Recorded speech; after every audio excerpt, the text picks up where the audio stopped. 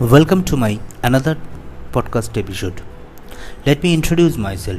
I am Shobhan Ghoshal, a Google certified digital marketing professional, digital marketing trainer, entrepreneur, blogger from India. Today I will discuss about the important digital marketing pillars.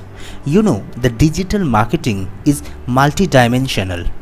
So the digital marketing pillars are there that helps your business growth.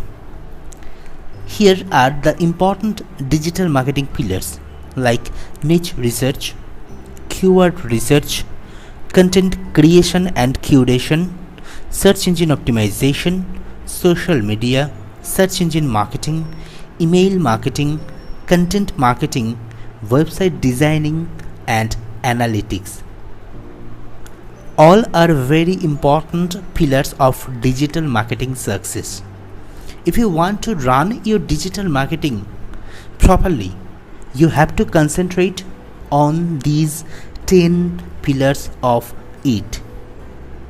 Your success depends on how can you grab the opportunity, how can you execute your plan, and how will you make ultimate profit.